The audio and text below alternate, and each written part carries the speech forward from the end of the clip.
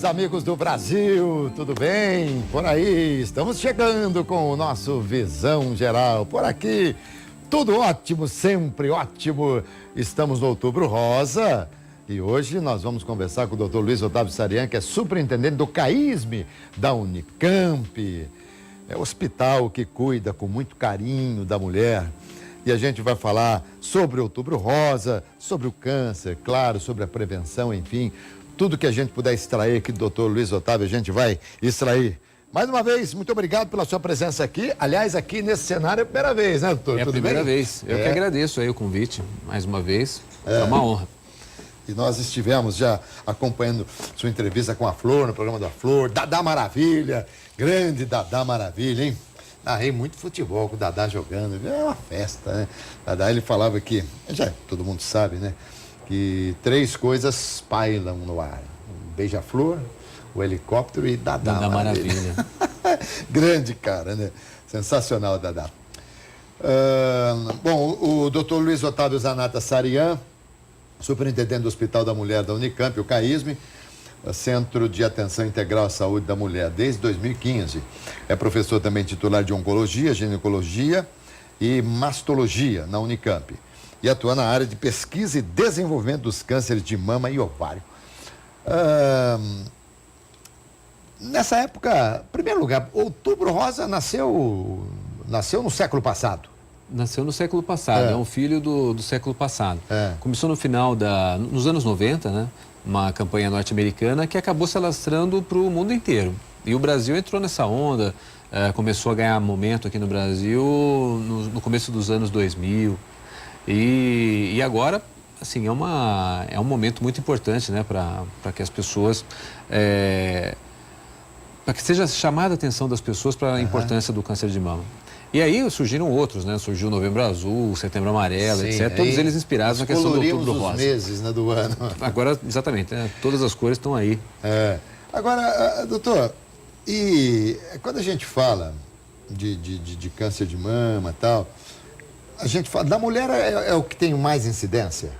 É o câncer de mama? Ele não é o que tem mais incidência, o que tem mais incidência é o câncer de pele. De pele. De pele. Então, mas dos cânceres que não são de pele, que a gente considera, ele é um dos mais comuns. Ele é o mais comum em algumas regiões do mundo, algumas regiões do Brasil, o câncer de mama é o mais comum também. Oswaldo, né? Câncer de pele tem vários tipos. Melanoma é um deles ou todo câncer de pele é um melanoma? Não, tem vários tipos de câncer de pele. O melanoma é o mais problemático deles, vamos dizer, é o mais letal, é o que traz mais risco para a pessoa. Mas tem os carcinomas basaloides, espinocelulares, tem vários outros tipos de cânceres de pele, que são muito mais fáceis de tratar. O tratamento é muito mais simples. Eles são muito comuns também. Tá. Né? Mas de uma maneira geral, embora a gente vá se aprofundar aqui muito no aspecto do câncer de mama, de ovário, que é a sua área específica, mas de uma maneira geral, todo câncer, todo tumor, quando descoberto logo no início, a chance de cura é muito grande. Aumenta muito. Aumenta muito mesmo. Então, os cânceres de pele, por exemplo, quando são descobertos no início, quase 100% das pessoas ficam curadas. Independente se é melanoma ou não? Independente se é melanoma ou não. Os melanomas, quando são diagnosticados no começo, por isso que a pessoa tem que sempre ficar atenta a qualquer pinta que começa a modificar, está muito escuro, começa a crescer, tem que ir rapidinho no dermatologista para ele retirar, fazer a biópsia, né? Porque se é pego no começo, aquilo que poderia ser letal, se fosse pego numa fase mais avançada... Porque já vem com metástase e tudo depois? Exatamente. Entendi. Pode ser retirado e a pessoa ficar 100% curada. Muito bem. Nós estamos evoluindo cada dia mais na cura do câncer de mama? Eu acho que a gente está indo num rumo muito bom. Né? Uma das coisas, uma das evoluções mais recentes e que tem trazido mais benefícios para as pessoas é que a cirurgia para o câncer de mama está ficando cada vez menor. Então, cada vez mais a gente tem pessoas tiveram câncer de mama e que estão com as suas mamas íntegras, né? É retirado apenas o tumor, ou feitos tratamentos menores, menos traumáticos e preservando a mama. Então, eu acho que um dos avanços maiores aí é justamente na questão do tratamento. Antigamente, o tratamento, até a década de 70, 80, falava-se muito da retirada completa da mama, retirada da axila, pessoa com o braço inchado e tudo. Isso é cada vez mais raro. A minha mãe, por exemplo, ela teve o câncer de mama, foi operada pelo Pinote na época, né? Pinote e o Cleto, né? Que trabalhavam juntos. Sim. E depois da cirurgia, 4 anos e pouco depois da cirurgia, teve uma recidiva. Só que aí já veio no pulmão e depois, enfim, aí não teve jeito. Agora, eu me recordo muito que uma das grandes dificuldades da minha mãe é que ela não conseguia erguer o braço devido a toda a cirurgia. Ela parava aqui, era o máximo que ela conseguia. Isso está cada vez mais raro. Cada vez mais raro. Só naqueles casos em que o tumor ainda avançou muito na axila, porque o tumor de mama, ele drena para a axila. Então, em alguns casos que a gente tem que fazer uma cirurgia muito extensiva é que tem essas limitações no braço. Mas hoje isso é cada vez menos frequente. O diagnóstico precoce, os tipos de tratamentos que nós temos hoje disponíveis, isso se torna uma complicação que tem se tornado menos frequente, né? Ô, doutor, há um tempo atrás, quando a pessoa estava diagnosticada com o câncer, além do tratamento alopático, procurava-se muitos outros caminhos. Eu mesmo me lembro, quantas e quantas vezes eu não fui em alguns lugares e a gente tentava de tudo, né, na oportunidade. Hoje as pessoas estão mais, digamos assim, devido ao sucesso de cura de muitos pacientes, eles estão mais fixos no tratamento alopático e basicamente é o alopático, é o médico, é o tratamento de remédio, de químio, tá mais forte isso hoje? Olha, eu acho que as pessoas, elas procuram, quando a pessoa recebe a notícia de que está com câncer, ainda é uma notícia estigmatizante, deixa a pessoa muito desestruturada. Então ela deve buscar aquelas coisas que lhe dão conforto, que dão estabilidade emocional. Agora, a gente sempre recomenda que, além dessas outras alternativas que a pessoa também, que são válidas, todas elas são válidas, que a pessoa procure um especialista no tratamento, um especialista alopático, porque hoje as formas de tratamento disponíveis são muito efetivas, né? Então elas funcionam bem. E é lógico que qualquer coisa que deixe a pessoa mais confortável, ou assim, que a gente pode não ter uma confirmação científica do valor, mas que para aquela pessoa tem valor, tudo isso pode ajudar no tratamento, pode ajudar inclusive com que a pessoa suporte aí, eventualmente, as fases mais difíceis do tratamento alopático. E qual que é o peso da hereditariedade? O peso da hereditariedade é grande.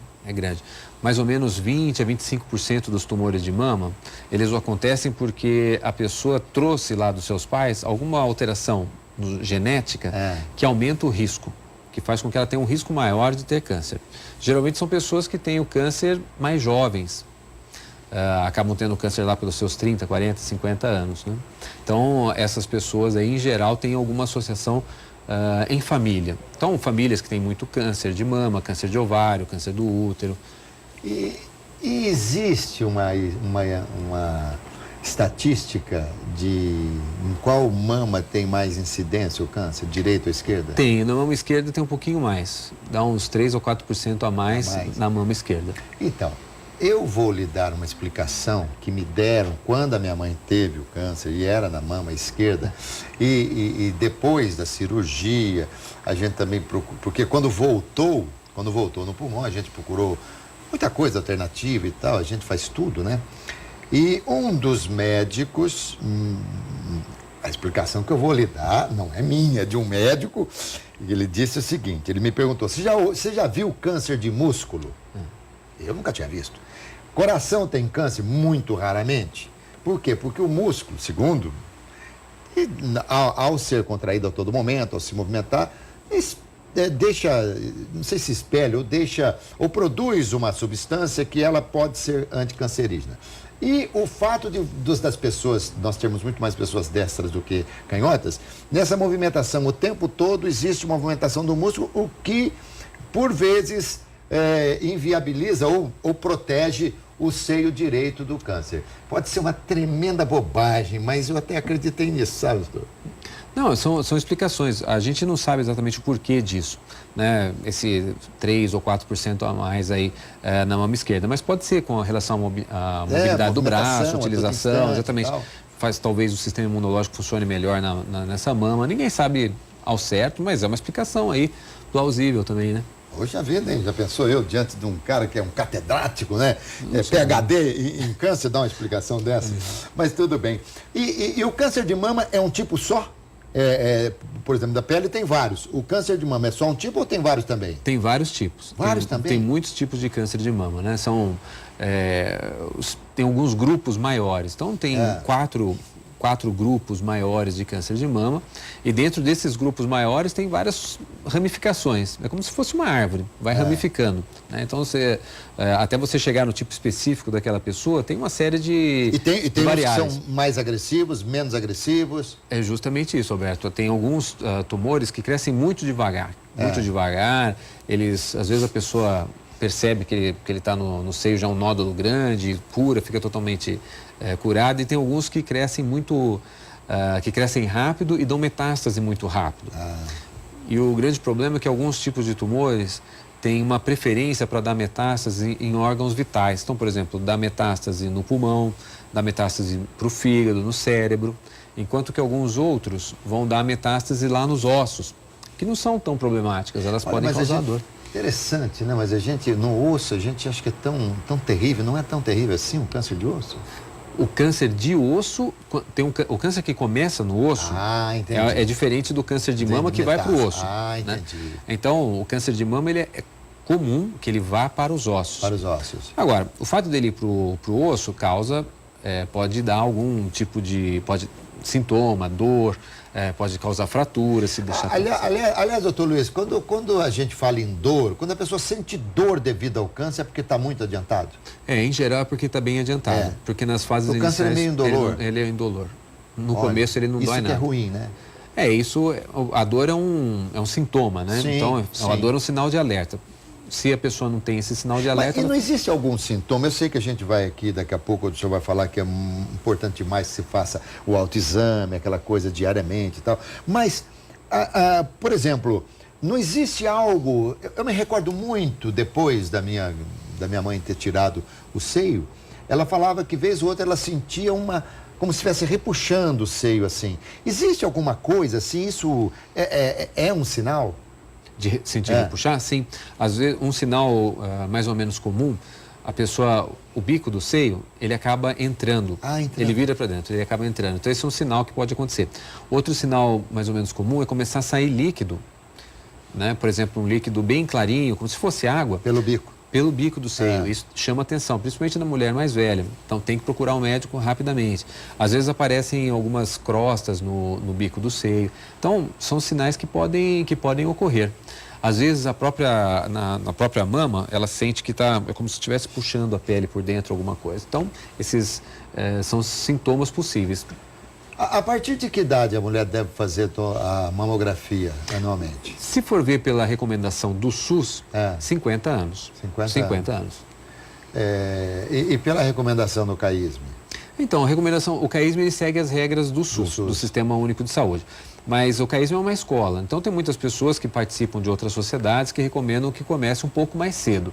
Mas o fato é que, a partir dos 50 anos, tem dados de pesquisas que mostram que o rastreamento é mais efetivo. Nessa fase. E existe diferença, por exemplo, de uma pessoa que tem um câncer aos 30 anos e uma que tem aos 60? Existe diferença da agressividade do tumor, não?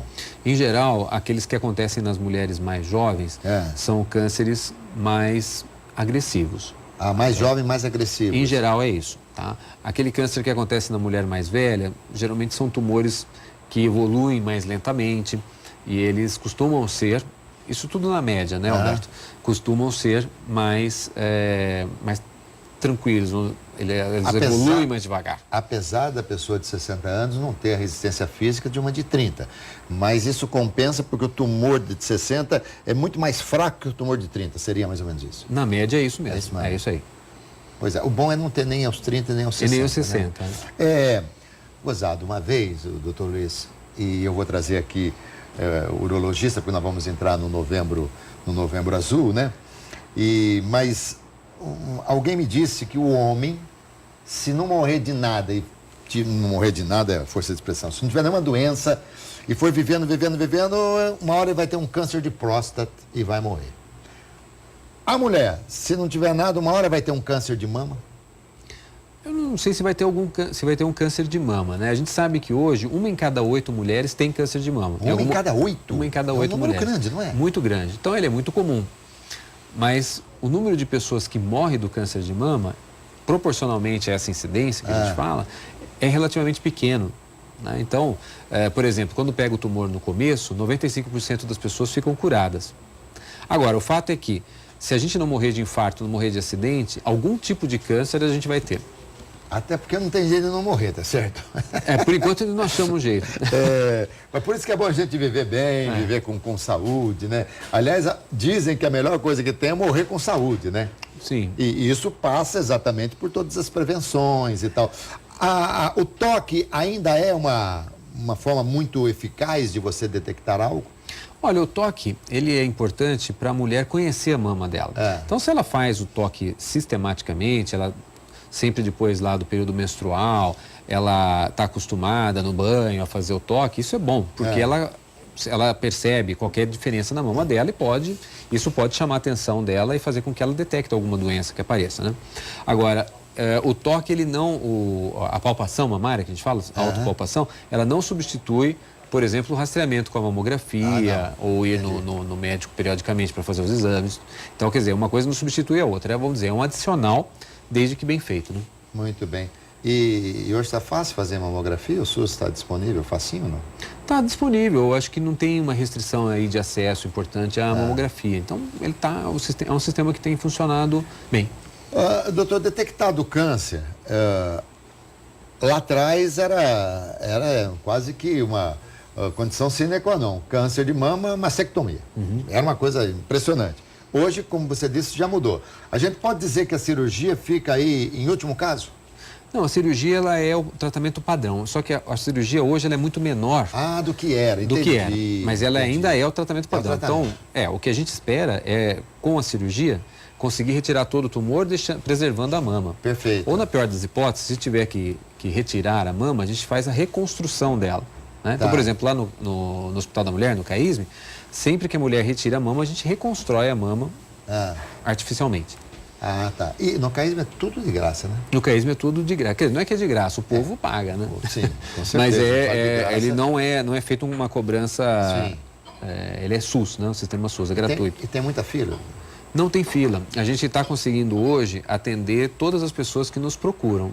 Só que o que a gente imagina é que a demanda por câncer de mama está aumentando muito. Então, a gente hoje está com um programa de expansão do hospital para conseguir dar conta desse aumento de demanda no futuro.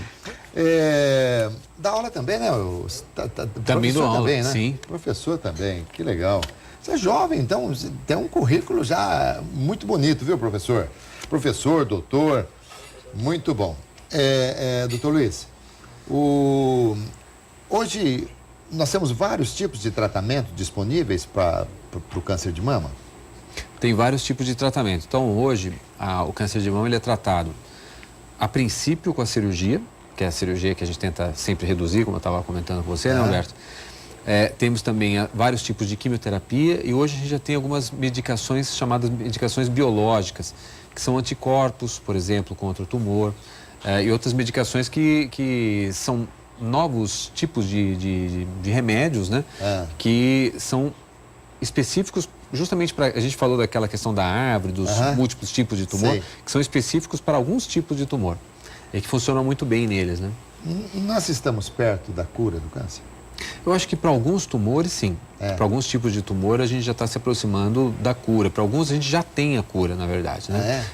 Então, por exemplo, o tumor de mama inicial, a maior parte deles é curado, a pessoa sai curada. Então, ela não morre do câncer de mama, né?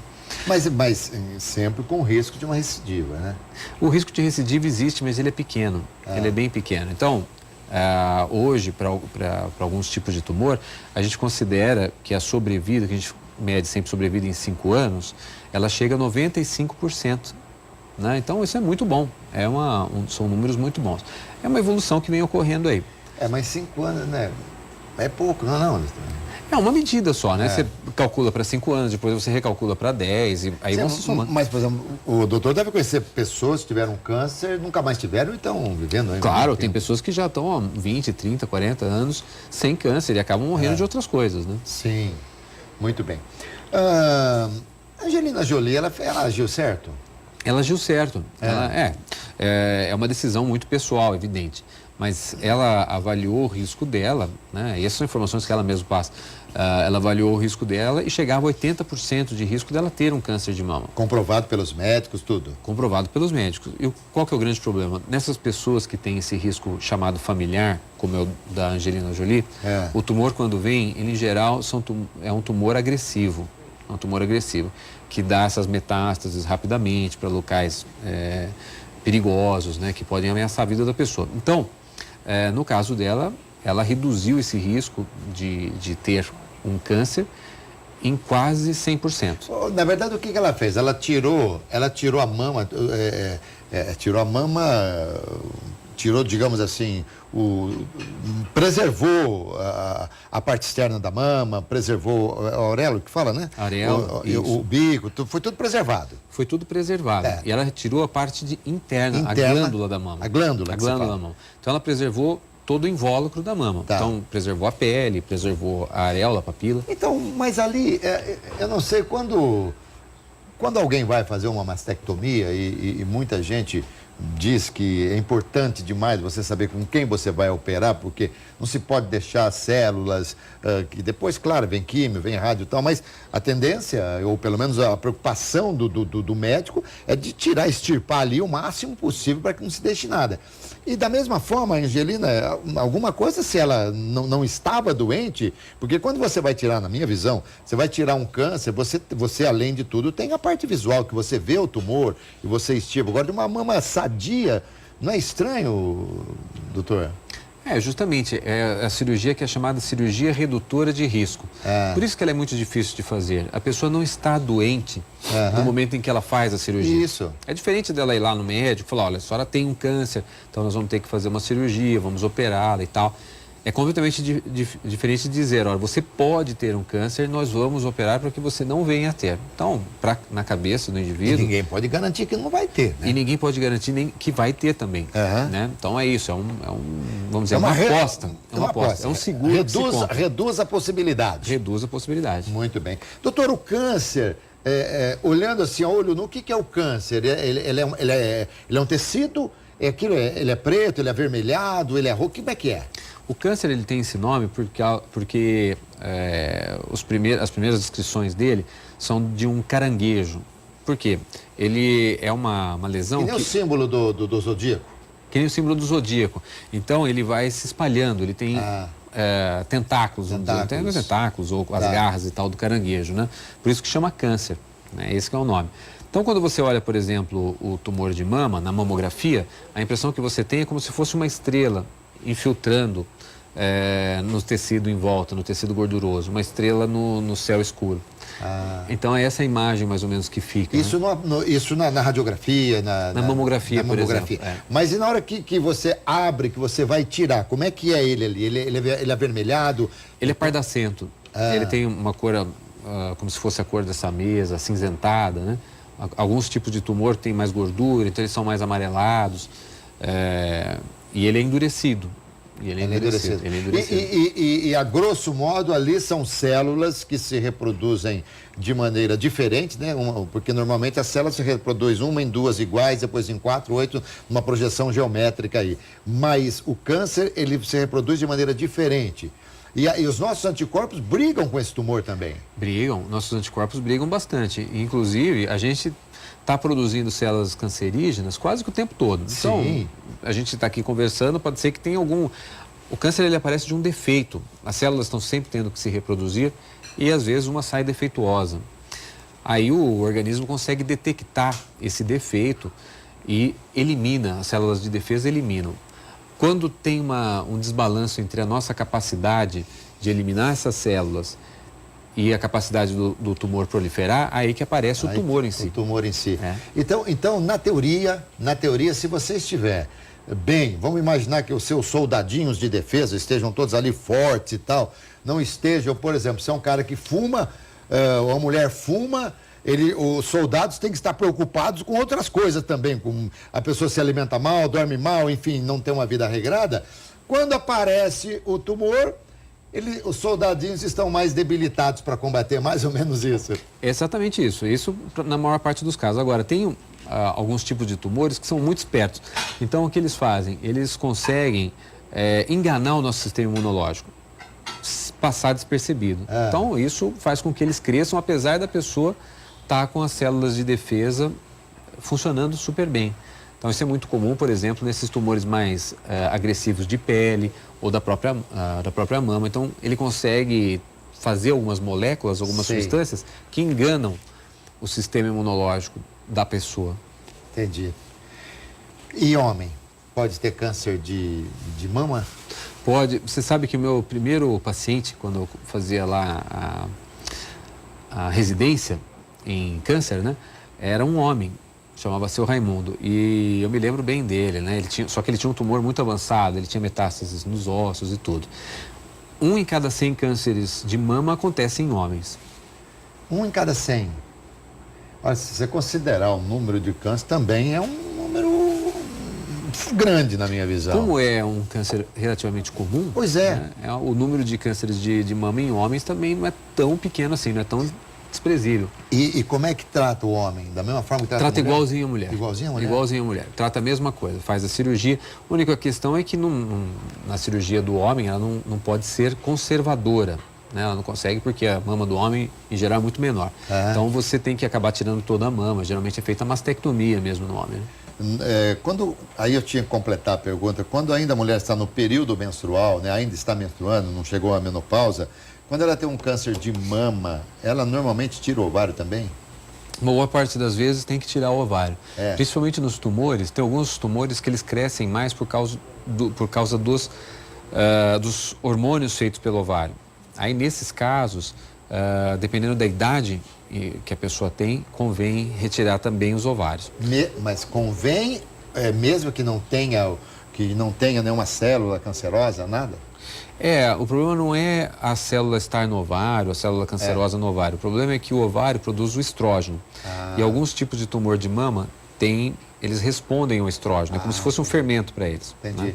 E aí, nesses casos, retira-se o ovário. E o contrário, doutor? Quando é no ovário, retira-se a mama? Não. Não, aí isso não acontece. Não acontece. Não, aí o tumor de ovário ele é completamente diferente, né, nesse aspecto. Ele cresce dentro do abdômen, geralmente ele não vai para outros locais do organismo, ele cresce dentro da cavidade abdominal. Por exemplo, qual que é o exame para detectar com antecedência um eventual tumor no ovário? Infelizmente não tem. Não tem? Não tem.